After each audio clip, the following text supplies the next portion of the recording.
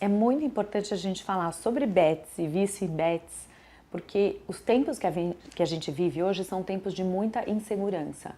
Então, aumentou a insegurança climática, a insegurança alimentar, a insegurança se você vai ter emprego ou não, a desigualdade. E quando o cenário é esse, o afeto que se tem é a ansiedade, o medo e a procura de alguma saída para você enfrentar ou para você simplesmente aliviar o teu sofrimento. Então, quando você quer aliviar o teu sofrimento, você pode buscar álcool, compras, sexo, drogas, jogos, né? E no contexto das bets, por exemplo, o jogo ele tem duplo papel. Um papel que a pessoa tem de amenizar, vamos dizer assim, né, a dor de viver, as inseguranças e tentar ali encontrar uma distração, uma possibilidade de mudança de vida, mas também algo como se fosse assim, uma saída rápida, como é desses tempos que a gente tem, né, que as pessoas procuram aliviar determinadas tensões. Bebendo, eu consigo rapidamente um efeito, mas eu não consigo uma solução.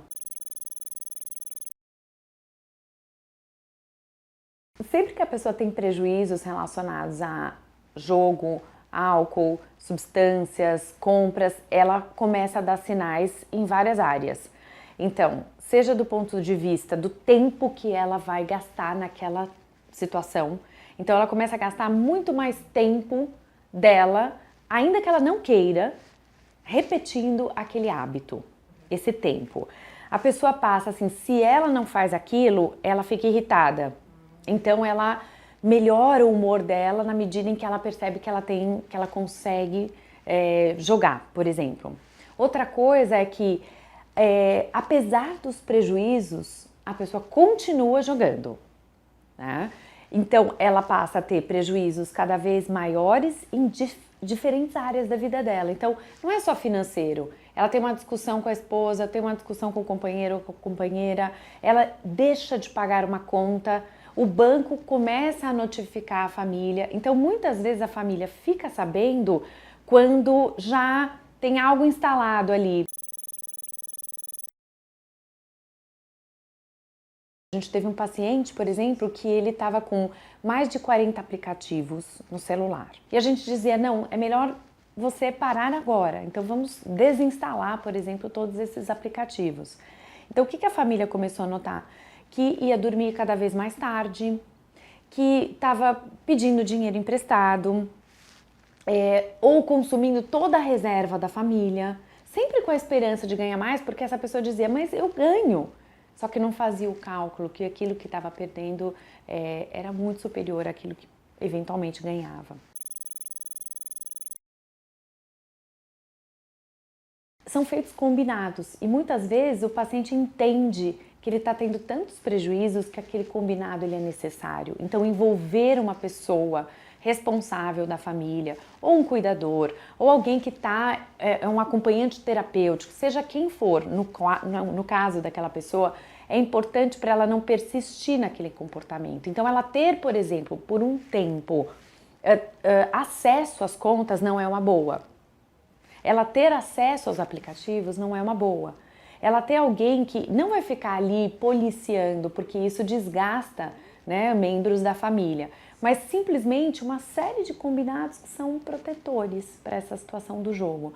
Então, assim como um adolescente que está dependente de jogos e está jogando videogame e virando noite online, por exemplo, que existem os casos de dependência de games, por exemplo, que já são hoje em dia porta de entrada para alguns jovens para no futuro poderem estar fazendo apostas, porque eles ganham muitas recompensas e a gente é muito contra jovens terem recompensas de jogos. Né? Já tem as recompensas próprias do jogo, não é você ter que ficar entrando todo dia para ganhar recompensa. Então o que você faz? Você tem que fazer uma série de combinados, um tempo de jogo para crianças e jovens ou adolescentes que estejam jogando. Limitado aquilo, não pode ter recompensa, não pode deixar de fazer suas atividades para jogar, uma série de regras. Então, sim, é adequado que você envolva o paciente, envolva alguém para que o ajude, né, no manejo desses combinados, tire a conta por um tempo, então faz um período como se fosse uma abstinência daquele comportamento. E aí você vai conseguir combinar o horário de dormir, não pode adentrar a madrugada, por exemplo. Então, isso combinado com alguém da família é já fazer essa higiene do sono. Então, já faz uma higiene do sono, tem hora para dormir, tem hora para acordar, tem hora para se exercitar, para comer. Cria uma rotina e afasta essa pessoa da possibilidade de ter acesso financeiro pelo aquele tempo que ela não está conseguindo ter o devido domínio e controle em relação ao jogar.